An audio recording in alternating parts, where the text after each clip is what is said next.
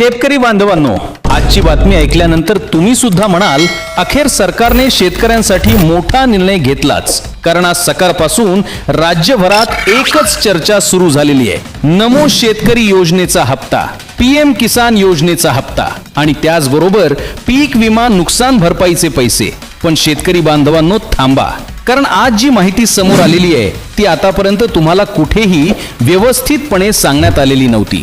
त्यामुळे हा व्हिडिओ शेवटपर्यंत अजिबात स्किप करू नका, कारण शेवटी मी तुम्हाला अशी 2 कामे सांगणार आहे जी केली नाहीत तर तुमच्या खात्यावरती 1 रुपया सुद्धा जमा होणार नाही, अशी माहिती आता समोर येत आहे. होय शेतकरी बांधवांनो, कारण सरकारच्या माध्यमातून आता डीबीटीच्या अंतर्गत मोठ्या प्रमाणात पैसे वाटप करण्याची तयारी सुरू झाल्याचं सांगितलं जात आहे. आणि यावेळी फक्त नमो शेतकरी योजनेचे 2000 रुपये किंवा पीएम किसानचे 2000 रुपये एवढंच नाही, तर काही जिल्ह्यांमध्ये पीक विमा नुकसान भरपाईचे 15,000, 20,000 तर काही ठिकाणी 25,000 रुपयांपर्यंत रक्कम शेतकऱ्यांच्या खात्यावर जमा होऊ शकते, अशी माहिती सूत्रांकडून समोर येत आहे. पण शेतकरी बांधवांनो, इथेच सर्वात मोठा ट्विस्ट आहे. कारण आतापर्यंत तुम्ही ऐकत होता की सर्व शेतकऱ्यांच्या खात्यावर पैसे येणार, सरसकट पैसे जमा होणार. पण आता सरकारच्या माध्यमातून सरसकट हा शब्द बाजूला काढण्यात आल्याची माहिती समोर येत आहे.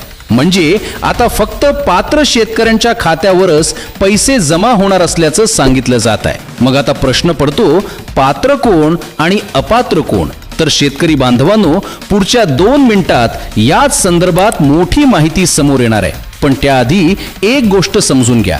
बघा, आता मे महिना संपत आलेला आहे, जून महिना दारात येऊन उभा आहे आणि याच काळामध्ये शेतकऱ्यांची सर्वात मोठी धावपळ सुरू असते. कुणी बियाणे बघतंय, कुणी खताची सोय करतंय, कुणी ट्रॅक्टर ठरवतंय, तर कुणी पावसाची वाट बघतंय.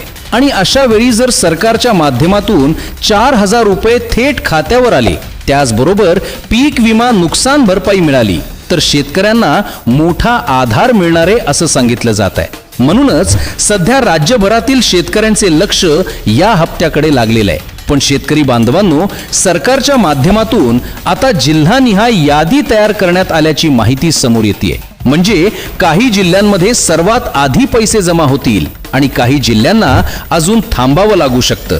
मग आता कोणते आहेत ते जिल्हे? तर शेतकरी बांधवांनो, ती यादी मी तुम्हाला लगेच सांगणार आहे. पण त्याआधी बघा, एक मोठी माहिती समोर आलेली आहे. सरकारच्या माध्यमातून यावेळी डीबीटीच्या माध्यमातून पैसे जमा होणार आहेत. म्हणजे सरकारकडून पैसे सुटले की थेट तुमच्या बँकेच्या खात्यावर पैसे जमा होणार. पण इथेच अनेक शेतकऱ्यांचे पैसे अडकण्याची शक्यता वर्तवण्यात येत आहे. कारण अनेक शेतकऱ्यांची ई-केवायसी अजून पूर्ण नाही, काहींचं आधार कार्ड बँकेला लिंक नाही, काहींचा मोबाईल नंबर अपडेट नाही. आणि त्यामुळे सरकारने आता कडक नियम लागू केल्याची माहिती समोर आली आहे. आणि शेतकरी बांधवांनो, ज्या शेतकऱ्यांनी ही 2 कामे पूर्ण केलेली नाहीत त्यांचे पैसे अडकू शकतात, अशी माहिती आता पुढे येत आहे. म्हणून हा व्हिडिओ शेवटपर्यंत बघा, कारण शेवटी मी तुम्हाला ती 2 कामे पुन्हा सविस्तर सांगणार आहे. आता बघा शेतकरी बांधवांनो, सूत्रांकडून समोर आलेल्या माहितीनुसार पहिल्या टप्प्यामध्ये काही महत्त्वाच्या जिल्ह्यांमध्ये पैसे जमा होण्याची शक्यता आहे. यामध्ये अहिल्यानगर, धाराशिव, लातूर, नांदेड, परभणी, जालना, बीड, बुलढाणा, अकोला, यवतमाळ, चंद्रपूर, सातारा, कोल्हापूर, पुणे, रायगड आणि रत्नागिरी या जिल्ह्यांची चर्चा सुरू आहे. जर या यादीमध्ये तुमच्या जिल्ह्याचं नाव असेल तर तुमच्या खात्यावरती सर्वात आधी पैसे जमा होऊ शकतात. पण शेतकरी बांधवांनो, इथे अजून एक मोठा प्रश्न निर्माण झालेला आहे. कारण काही जिल्ह्यांमध्ये पीक विमा मोठ्या प्रमाणात वाटप होत असताना काही जिल्ह्यांमध्ये अजूनही शेतकरी वाट बघत आहेत.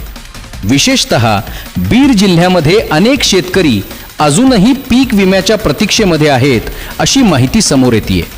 कारण शेजारच्या धाराशिव जिल्ह्यामध्ये मोठ्या प्रमाणात निधी मंजूर झाला, पण बीडमध्ये अजूनही मोठ्या प्रमाणात वाटप झालेलं नाही, अशी चर्चा सुरू आहे.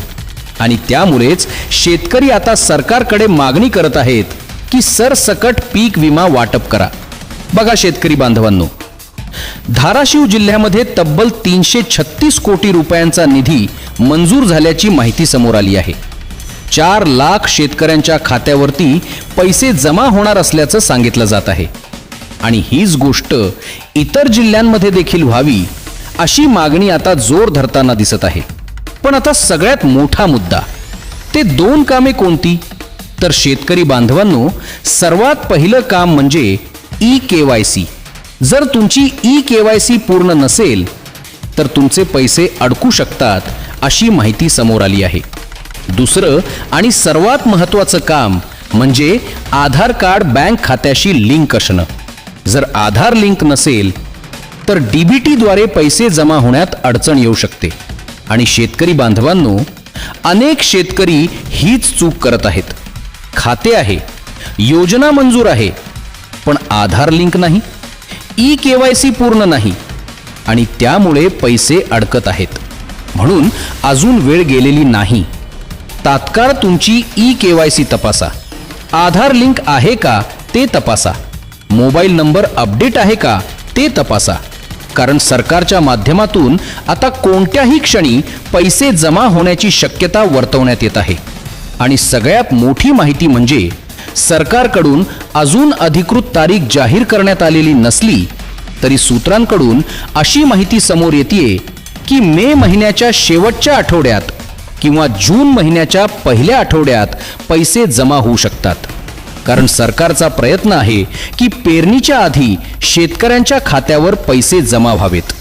म्हणून शेतकरी बांधवांनो, आता कसलीही चिंता करू नका, पण तुमची कागदपत्रे पूर्ण ठेवा. कारण पैसे कधीही जमा होऊ शकतात. आणि जर अजून तुमच्या जिल्ह्याचं नाव पहिल्या यादीमध्ये आलं नसेल तरी काळजी करू नका. कारण पुढच्या टप्प्यामध्ये उरलेल्या जिल्ह्यांमध्ये देखील पैसे जमा होण्याची शक्यता आहे. तर शेतकरी बांधवांनो, ही होती आजची सर्वात मोठी अपडेट.